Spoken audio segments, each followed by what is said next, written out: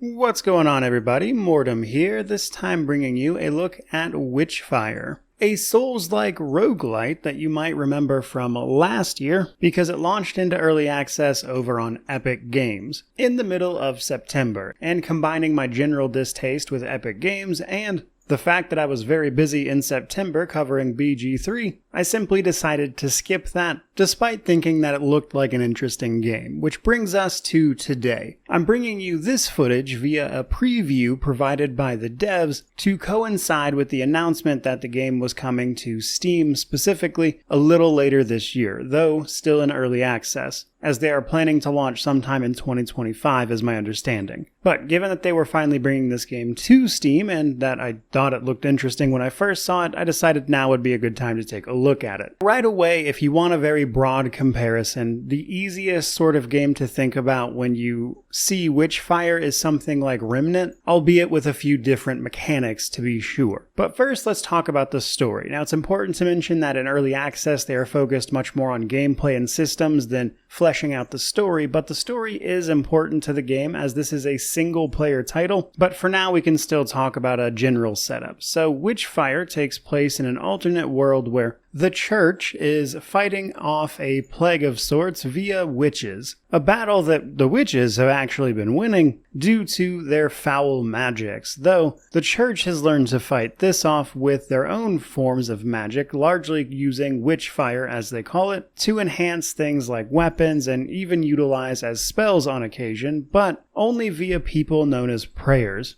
Sinners looking for their chance at redemption by fighting against these witches. In particular, though, we are fighting against the Witch of the Black Sea, and we're going to do that through a few different means, but mostly with guns. However, the first choice you'll make is, of course, your starting character. So they have 6 different archetypes to start you out with, and these determine your starting equipment and initial stats. Now, leveling-wise, this game has a system that is very similar to any Souls game you've ever played, basically, where as we're out on missions that they call expeditions, we're going to be gathering up Witchfire, or souls, basically, to then bring back to our hub area, where we can spend them on leveling up one of a few different stats. Increasing things like our max health, the efficiency of our heals, our stamina, how quickly our spells recharge, that kind of thing. Now, your starting loadout is pretty important as well because it takes a little while to start reining in equipment from the expeditions, which comes a little bit later, generally via research most of the time, as once you hit a certain level you can start interacting with the workshop at your base, where you can research various types of gear, including a few things we can equip to ourselves, but mostly weapons, spells, things of that nature, which we're going to pay for via gold and things we find on the missions themselves. But let's talk about the missions. So this is where the roguelite side of it kicks in, but remember that if we die, we lose basically all of our souls or our Witchfire, and we have to go pick them back up on our next expedition, should that happen. So there is a bit of risk-reward there. However, it goes a little bit farther than that because another side of this roguelite stuff is that you have to gather up resources from enemies, including Witchfire, but also things like gold, before clearing out of the mission via defeating the boss or simply escaping out of a portal. Now, in the missions, it's pretty much what you'd expect. A lot of generic enemies with a bunch of different types, different ways they can approach you, but you have a variety of methods to deal with that. First and foremost, of course, simply being your weapons, which you can have a primary and secondary of, but also a third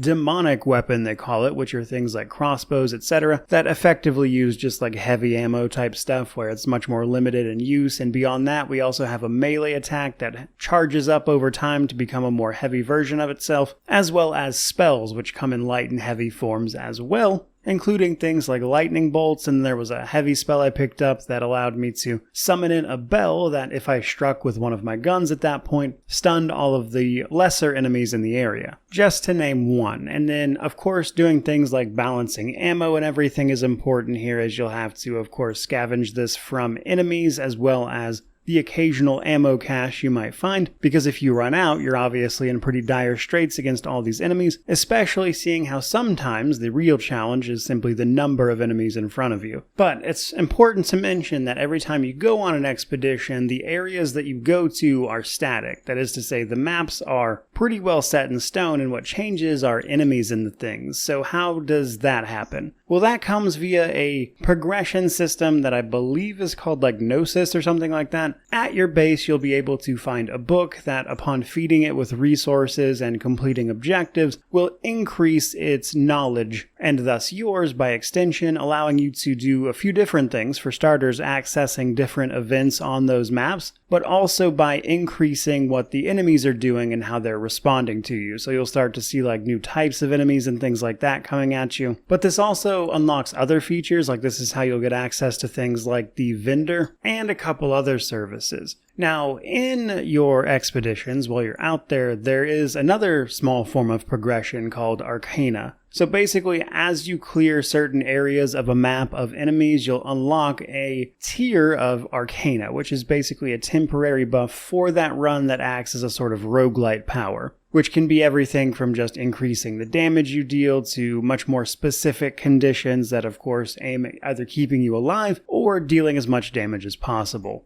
And that stuff, combined with just the events you can get up to, I think make for a pretty interesting experience overall. But I would say that's probably just about everything to know about this game right now, and speaking for myself at least, I'm certainly interested. When this game launches, you'll probably get a proper review of it out of me, as I was a big fan of Remnant, and if this game can manage to do anything fun like that, I think it'll be a pretty good time. But right now, I would say it's still a little early days, and a little rough around the edges in places. For instance, I honestly think it's a little too easy to run out of ammo at the moment, as enemies drop very little of it, and the caches are very few and far between, and you also have to do research and things to get other weapons, so you can't even reliably swap them out for the first few hours. And I'd be curious to see whether or not just the same old maps over and over again gets boring, or if they manage to mix that up significantly via these events and things. So how much is added over its early access period, which is one of their main goals. They're going to be adding, of course, new maps, new bosses, new everything, and then the actual launch version will come with the more realized story of the game. But either way, now that it's officially coming to Steam and will launch there as well, you're pretty likely to get a review of this out of me once it hits 1.0. For now, though, that's pretty much going to do it for this video, and I certainly hope you found it interesting. So certainly let me know what you think of this title down in the comments section below, which of course means to like, comment, subscribe, all that YouTube jazz. But regardless of any of that, truly, just thank you so much for watching. I really do appreciate it. May you wander in wisdom and have an amazing day.